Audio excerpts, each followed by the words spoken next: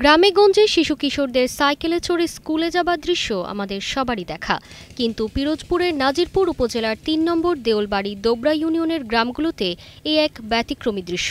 এসব গ্রামের ছোট ছোট শিশুরা সকাল হলেই নৌকায় বৈঠা বেয়ে ছুটে চলে স্কুলে।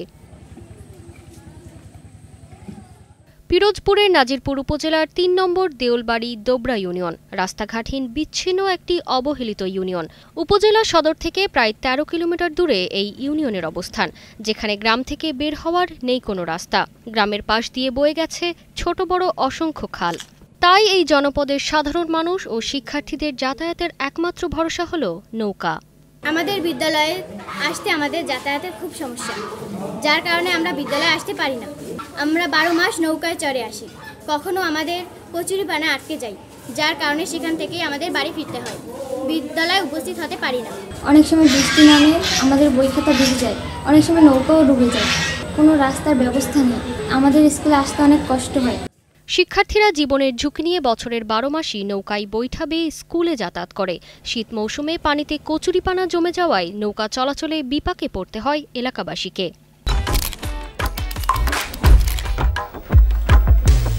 AutoPay on, hassle's gone. Sign up for PataPay. PataPay, your universe, your way. নদীমাতৃক এলাকা খাল বিল আর কি, শুধু এখানে কোনো রাস্তাঘাট নাই। প্রতিনিয়ত ছেলে মেয়ে স্কুলে নৌকায় নিজেরাই বৈঠা বেয়ে আসে যায়। এতে বৃষ্টি হলে তারা পথে বসেই ভেজে বই খাতা নষ্ট হয়। অনেক সময় নৌকা ডুবার ভয় থাকে, কেউ কেউ নৌকা ডুবাইও নেয়, ভিজে যায়। এই ইউনিয়নে রয়েছে একাধিক শিক্ষা প্রতিষ্ঠান, তবে এসব প্রতিষ্ঠানে যাতায়াতের জন্য নেই কোনো রাস্তা। এখানে ট্রলার নৌকা ছাড়া স্কুলে যাতায়াতের আর কোনো সুযোগ নাই। এখানে রাস্তাঘাট নাই। এই অঞ্চলে যখন শীত মৌসুমে যখন কচুরিপানা প্রচুর খালে আটকে যায়, তখন ট্রলারেও যাতায়াতে অসম্ভব হয়ে যায়। বিদ্যালয়ে অনেক ক্ষেত্রে বন্ধ রাখা পড়ে। এই বিষয়ে নাজিরপুর উপজেলার নির্বাহী কর্মকর্তা আশ্বাস দেন, শীঘ্রই এই অঞ্চলের মানুষের জন্য সড়কে যাতায়াতের ব্যবস্থা নেওয়া হবে। এছাড়াও কচুরিপানার জন্য নদীপথে যাত্রা যেন ব্যাহত না হয়, সেজন্য আধুনিক যন্ত্র দিয়ে তা অপসারণ করার কথাও জানান এই কর্মকর্তা। আচ্ছা, আপনারা জানেন নাজিরপুর একটি নদী বিধৌত অঞ্চল। এই অঞ্চলে অসংখ্য ছোট ছোট খাল এবং নদী রয়েছে এবং প্রায় প্রতিটি বাড়ি আসলে নদীর একেবারে নিকটবর্তী।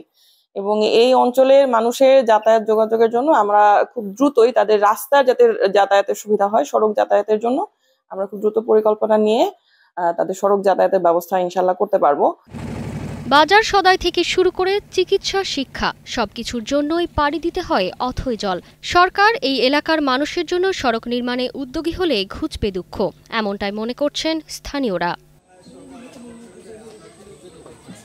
পিরোজপুর থেকে অহিদুজ্জামানের পাঠানো তথ্য ও ভিডিও চিত্রের ডেস্ক রিপোর্ট, কালের কণ্ঠ।